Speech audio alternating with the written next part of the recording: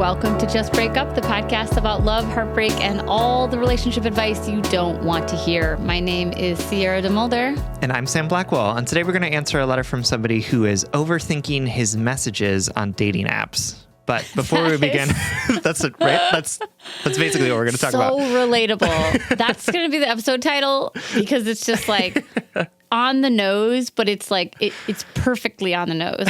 40,000 people are going to click that episode title because be like, they're yeah, like, me too. Absolutely. Yeah, totally.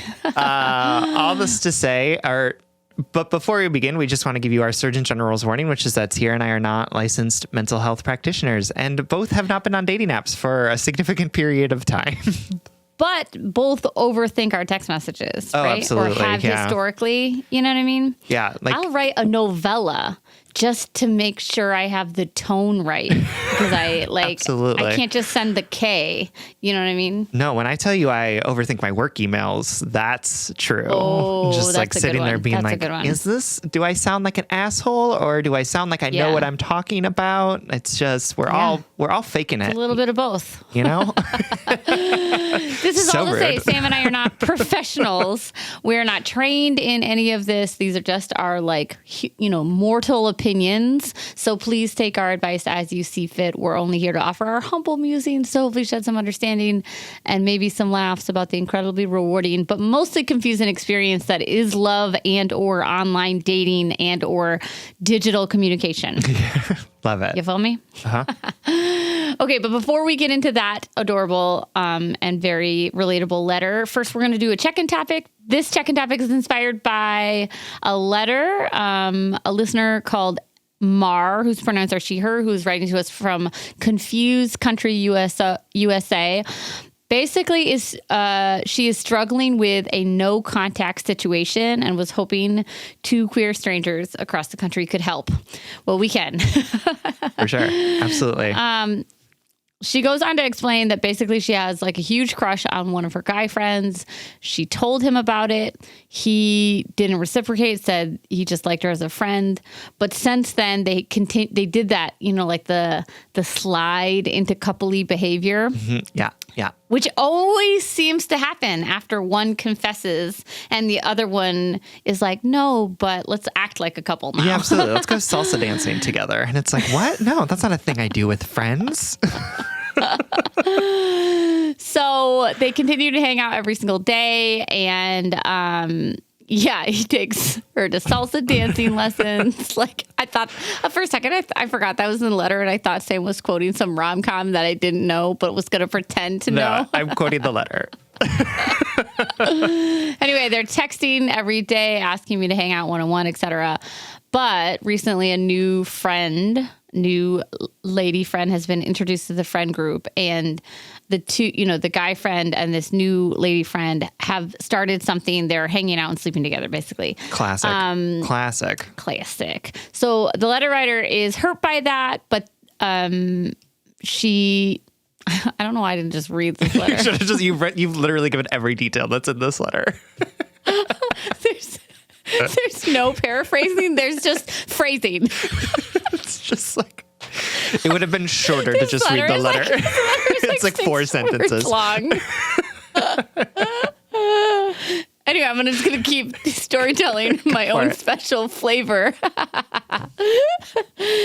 Anyway, basically she told her friend that, this was hard for her and she wanted to go no contact for a little bit to process her feelings, and he agreed. But the letter writer has been struggling. I'll read directly from the letter now. Okay. Quote, I keep thinking I could just text him about this random thing. Any advice on how to maintain the no contact period without slipping? I need to get the laugh out because that is just, it's a perfect example of working harder and not smarter. Absolutely, it is. Yes. So anyway, check-in topic on going no contact, which in this scenario I think is a great idea. For sure. Yeah. It's a great idea. So tips on situations in which you would go no contact and how to uphold it, especially in sort of like an unrequited situationship, friendship like this. Yeah, I mean, I think the first thing to remember is that it's gonna be hard, and it's hard on purpose. You know what I mean? Like, it's like, ooh, I love that. You picked a difficult thing to do because you knew it would be the right thing for you. In the same way that, like, I don't know, quitting smoking might be hard, or anything else that we might like, or like training for a half marathon or something, right? Like, yeah, it's hard, but that doesn't mean we're doing it wrong. In fact, it means that we're probably doing it right because we're trying to get our hearts, our bodies, our minds to do something different than what they were doing. And like, Right. you're looking and to at do this, that, we have to break patterns. yeah, we have to break patterns. And so, like, of course it's hard. Of course you're like, oh my God, look at that tiny bunny. I want to take a picture of that and send it to my friend. Like, I get it. Absolutely. He loves tiny things. I mean, who doesn't love a tiny bunny?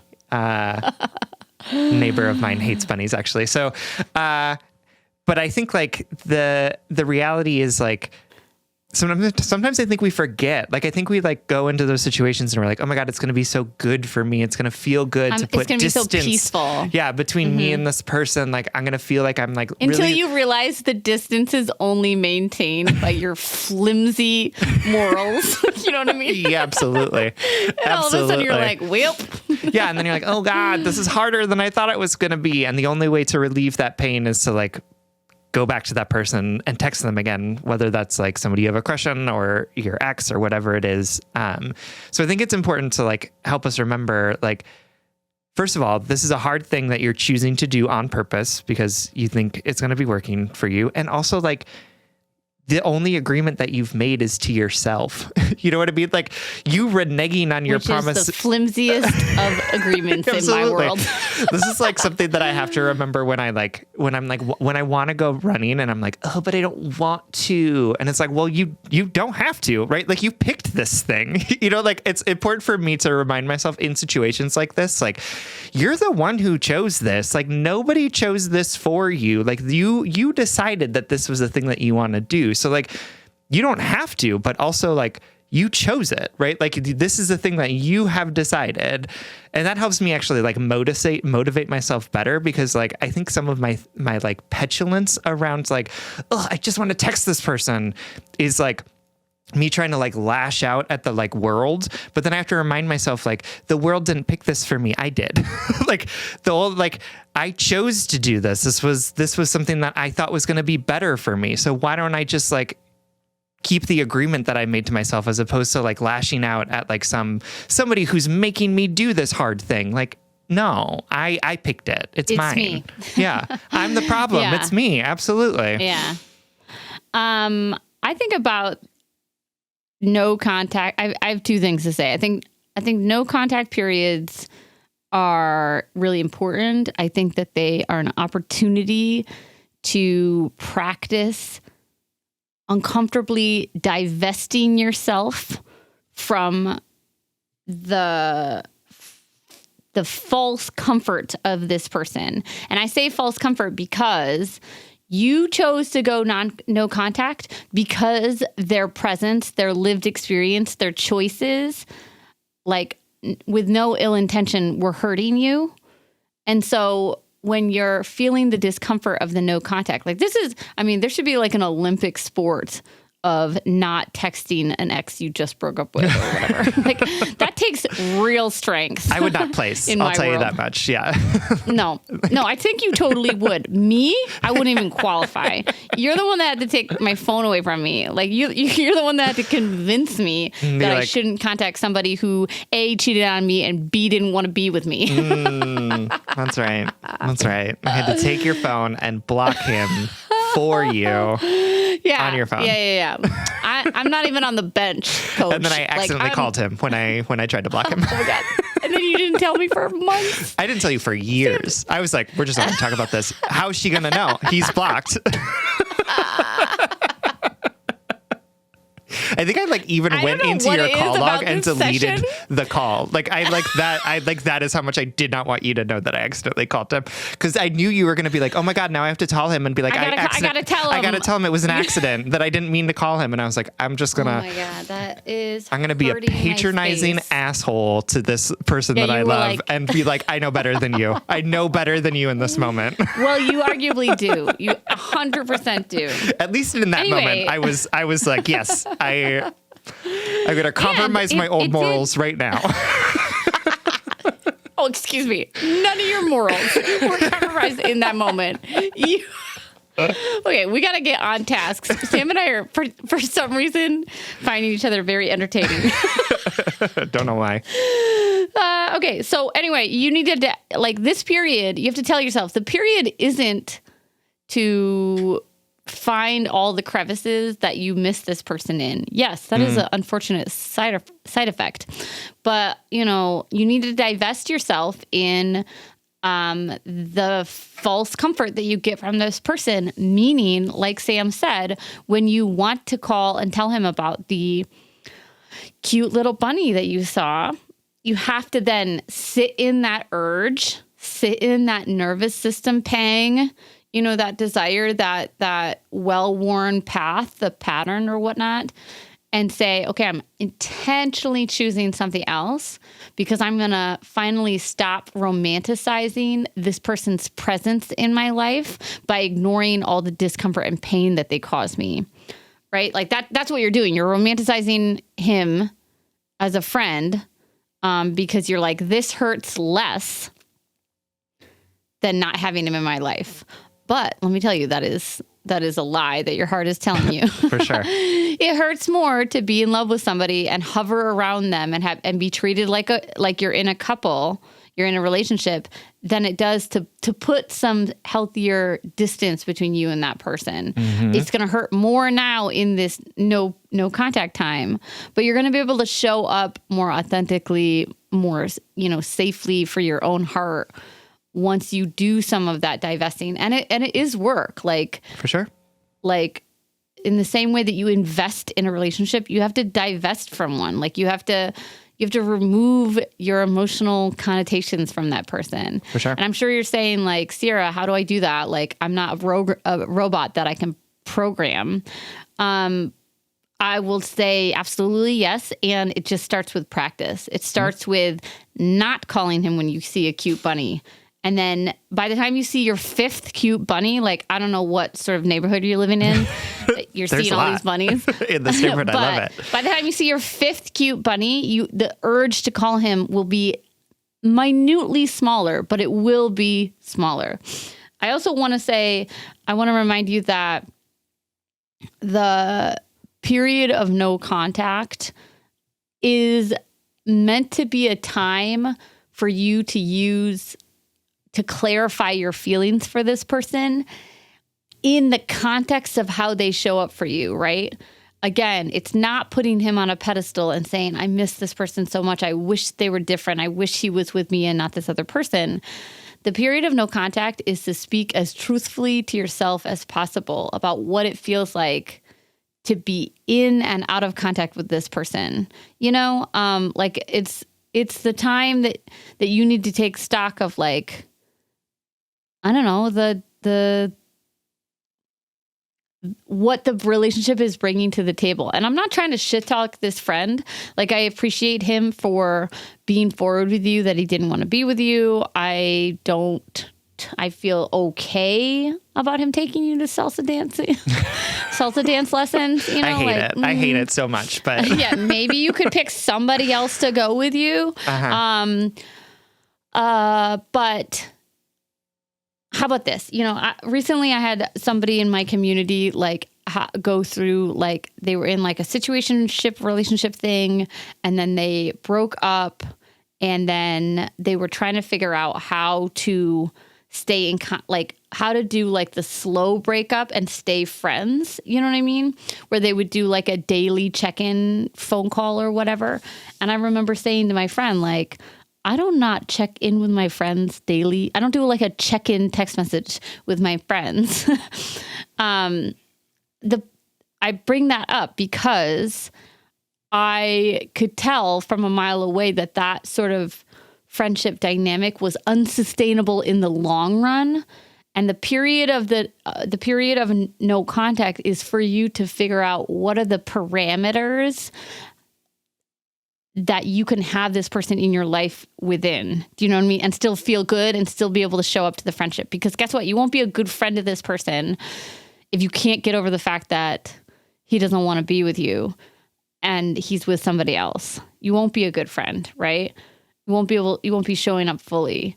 Yeah. I also think like, find an accountability buddy, like to help you through this process, so like when you see that cute bunny and you're like, oh my God, I really want to text him. Instead, text your friend and be like, hey, I wanted to send this to so-and-so and I'm not talking to him right now intentionally, but I need someone to see this cute bunny and give me a reaction. And that person will give you a reaction. You know what I mean? Like there's ways that we can like off ramp some of this as well. And also remember that like we are really probably like fixated on this one person, but that in many ways we're surrounded by people who probably want to like love and support us and interact with us in ways. So it's like, it becomes less isolating as well. In the same way that breaking any sort of addiction becomes less isolating when you do it in partnership with other people. And so like, find that person, tell them what's going on, be like, hey, I need your help in this. Can you like be the person that I text instead of this person? And hopefully that person will say yes. I know that I've done it with friends of mine who have been like, can I text you more often or can I call you more often? And I'm like, yeah, absolutely. Please do. I don't want you to be in a situation that makes you uncomfortable or for you to like go back on a promise you've made for yourself. So like, let me help you out. Yeah, absolutely. And I know all of this is hard, like even talking about like taking stock of what this person brings to your life.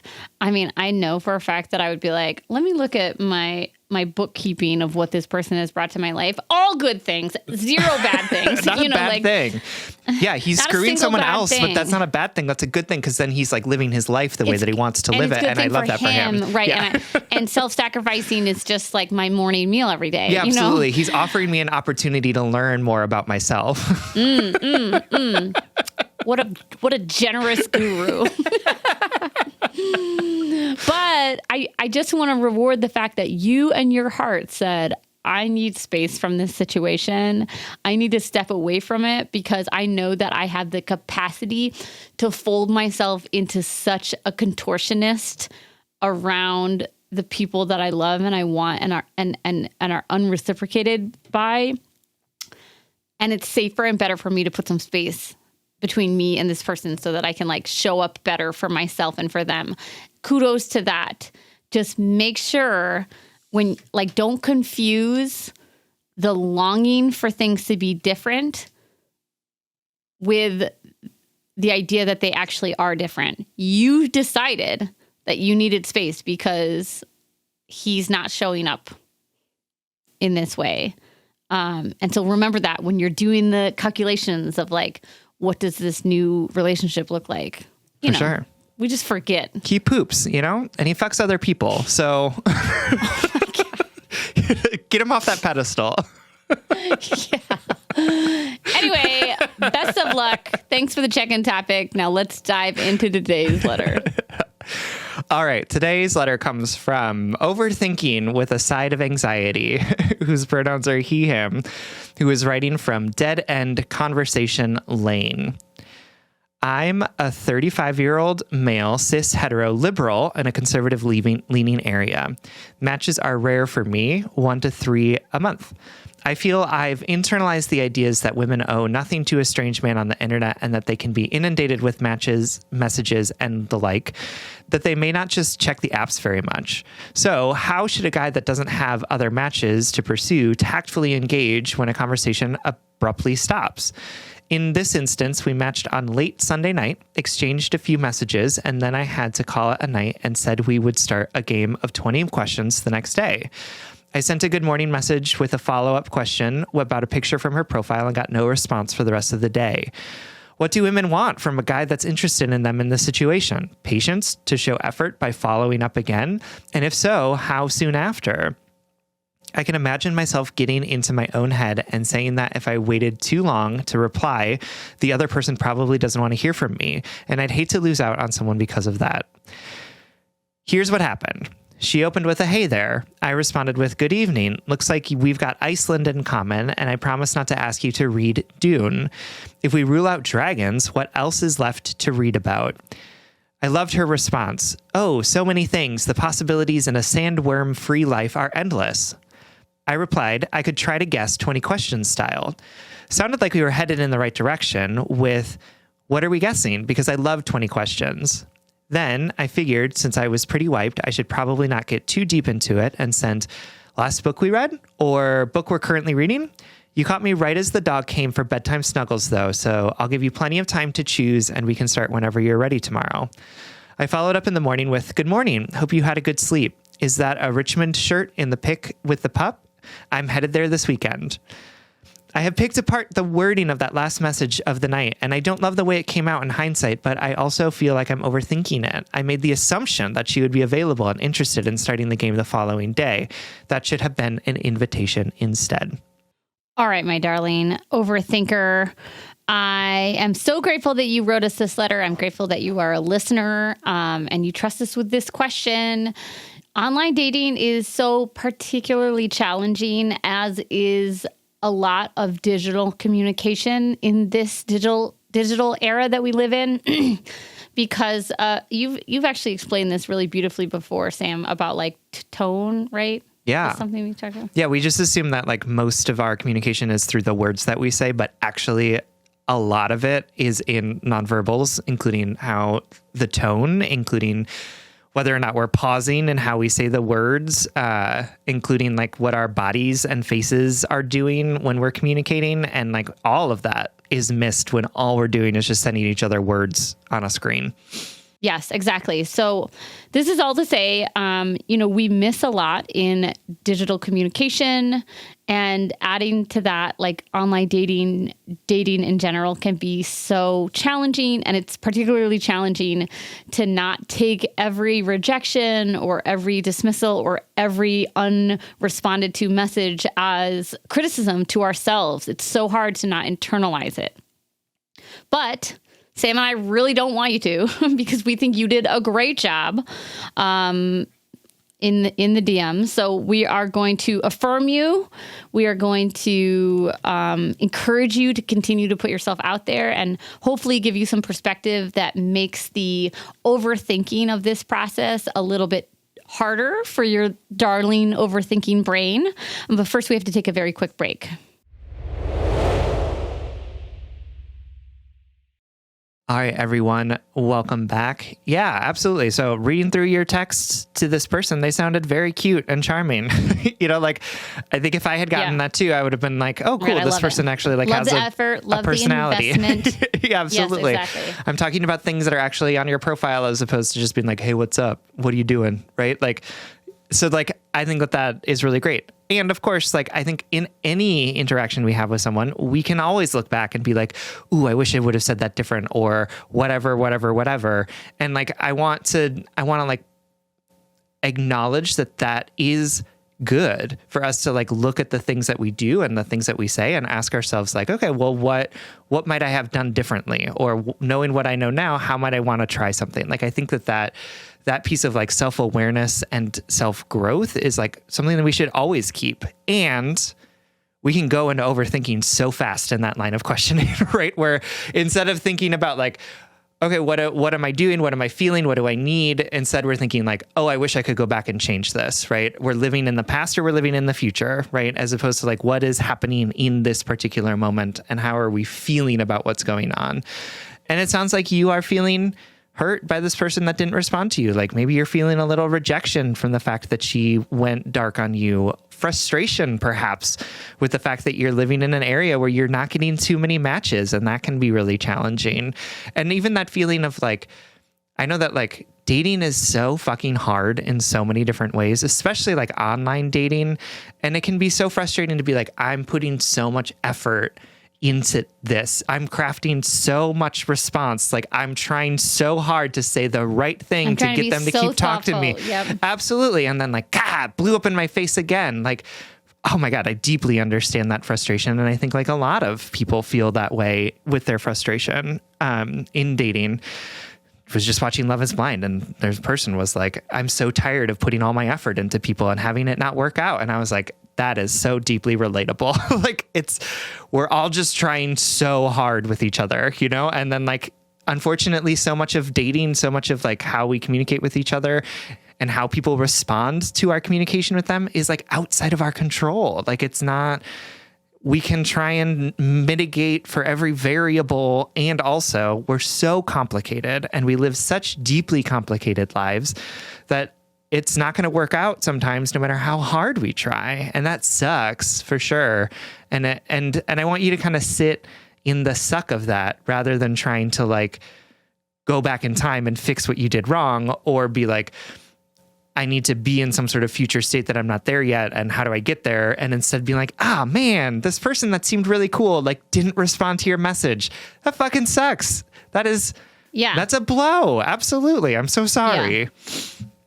If you mentioned Dune in a DM to me, I would be like, let's go. You know what I mean? Like, that's charming. It's cute. It's topical. I don't know what if there was like some sort of prompt or whatever. I don't know what the apps are doing these days. But I think I just want to echo Sam's comment that, like, we think you did great. We think this is charming, endearing, like, consent filled. It's so darling that you took the silence and were like, oh my God, I should have asked for permission to play a game.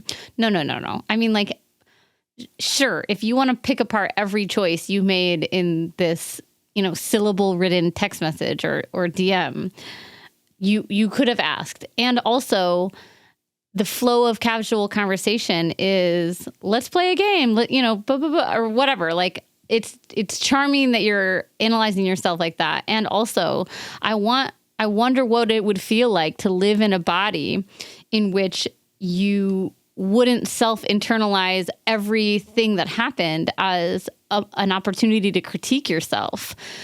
What would it feel like to live in a body where you sent that message and then you check the app a couple hours later to see that they didn't respond and think, I wonder what's going on in their world. I know I did good. Like, I know I'm a good, valuable, charming, desirable person. For sure. Let me know if you figure out what that feels like. Yeah. Because that's like the essence of our show, and the essence of humanity is that none of us really know how to like sit in our own value and our own greatness.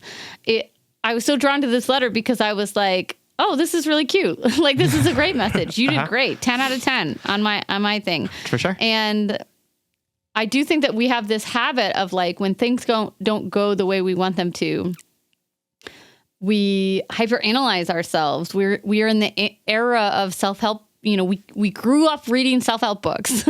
We listened to self-help podcasts about relationships called Just Break Up. What? Never heard of it. And we take every shot. We take every opportunity to be like, man, I didn't do that perfectly. And if I had, things would have been different. Yeah, absolutely. It's like this idea that like we're reading these self-help books so that everything in our life goes perfectly. You know what I mean? Where it's like, I'll never make a mistake again, or I'll never feel bad or make someone else feel bad, or whatever it is. And there are probably some self-help books out there that are preaching that message, and like, but that's a false message. Like this, I think that this work that many of us are trying to do around our own self-awareness and trying to figure out how we can be in the world in a way that like serves ourselves and other people well is about accepting the reality that like actually so much of stuff that happens has so little to do with us, and part of it is accepting that and then being willing to recognize that, like, even though it has nothing to do with us, sometimes we have to deal with the stuff that isn't about us. You know what I mean? Like, and I think, in your letter, friend, right? You're like, oh, I said the wrong thing. I should have done an invitation. And like, it's really clear in your head and your body that like, that's the reason why she's not responding. And I want to invite you into the reality that like, we don't know that to be true, right? Like, we don't know what's going on in her life or what was happening, right? She could be somebody who, works in the mornings. She could be somebody who is only on dating apps on Sundays, right? Like, she could be, her grandma could have died. Yes, she could be dead. That is absolutely true. It's like the episode of Sex and the City when Miranda is like, gets stood up by this guy, and then she like calls his house and his mom picks up and she's like, oh, you're his mom? Well, you raised a real great guy. Did you know that he stood me up 3 days ago? And the mom was like, actually, he died last week. And then you have like an encyclopedic knowledge of Sex in the City. And then she goes to the funeral and she meets another man, which is also like, is it okay to pick up a man at a funeral? But yes, For a man that you thought. I just watched it every day on TBS because like, that's what I did when I was a young person. I just mailed away for it. How did we order Netflix back in the day when they sent you discs? Dude, God. It was like a mail order TV show. Yeah.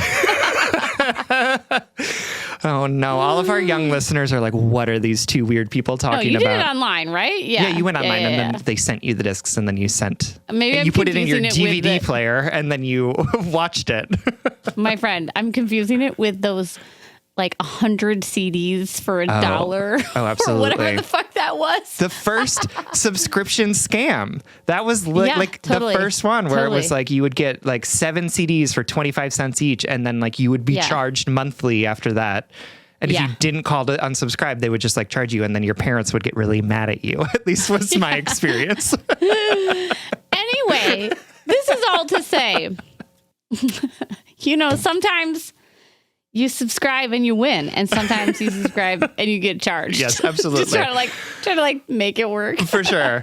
All of this to say, we don't know what's going on in this person's life, right? Like we don't know why she didn't respond. We have no idea. And of course it could have been because she didn't like the thing that you sent. Like that's a possibility, but it's like one of like 1 million different possibilities for why. Yeah. Is it possible?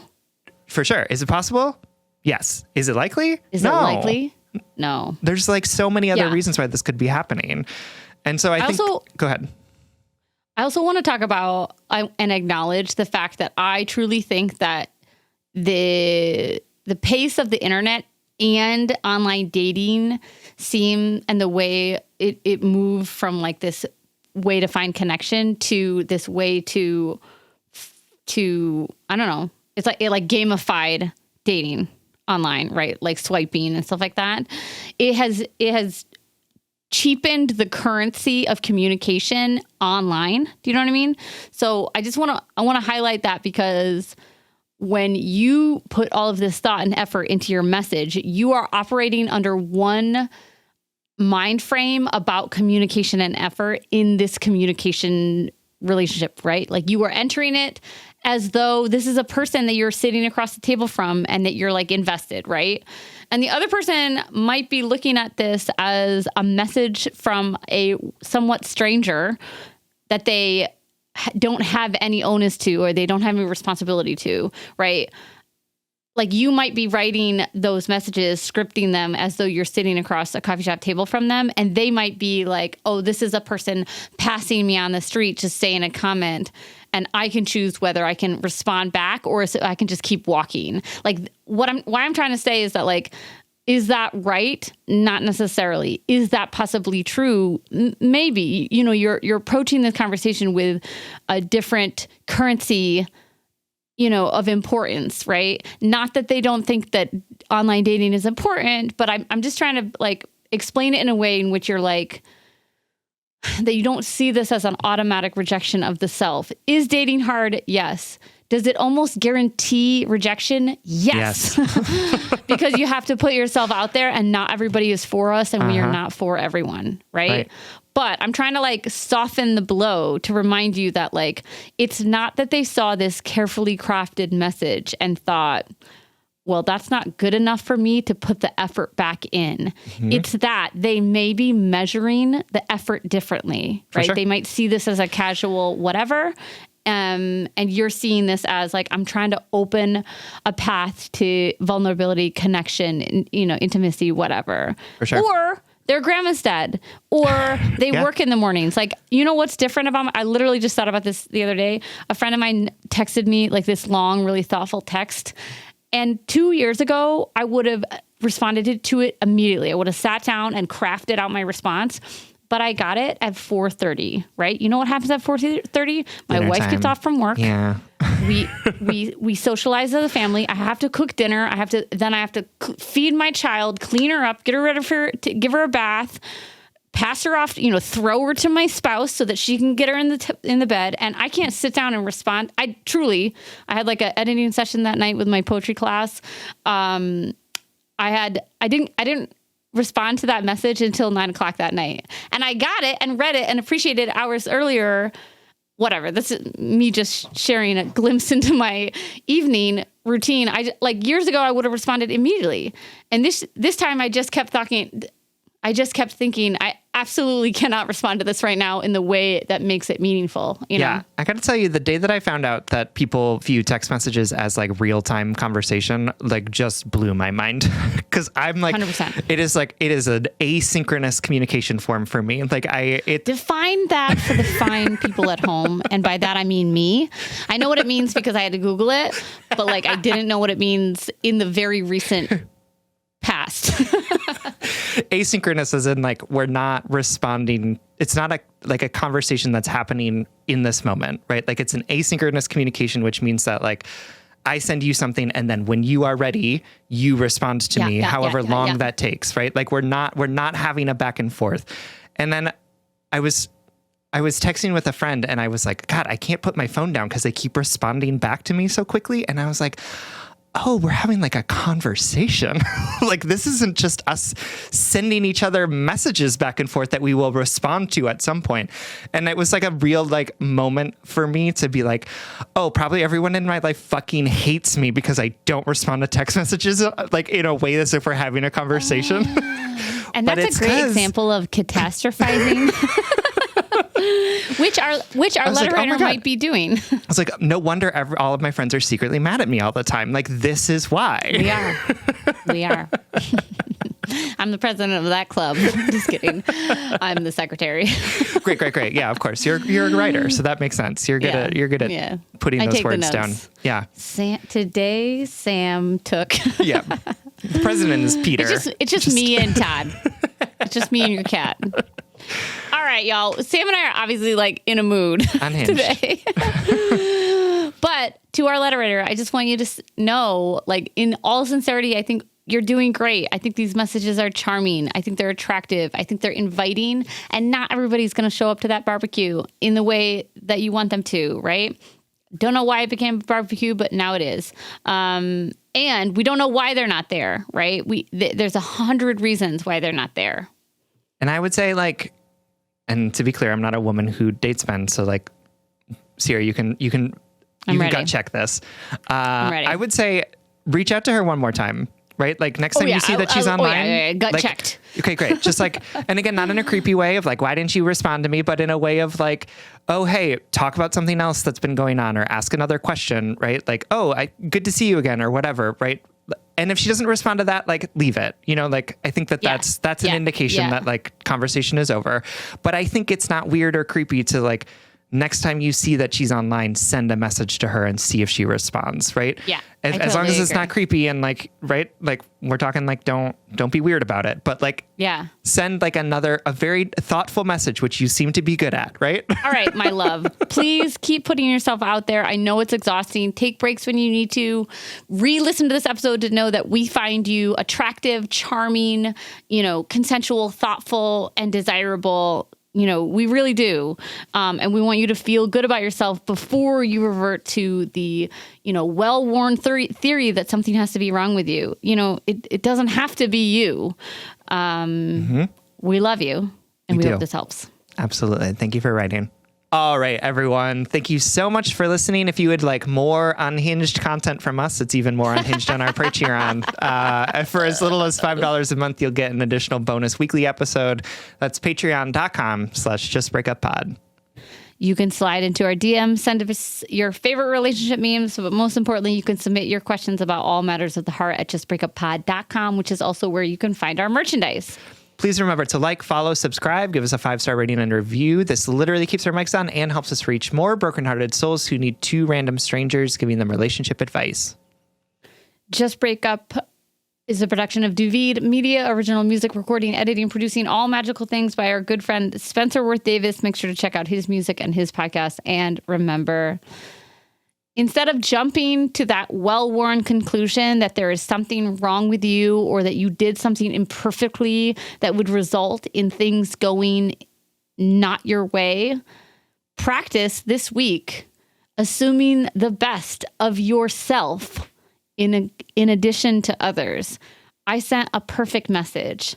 I responded with the exact right sentiment. I showed up as my authentic self.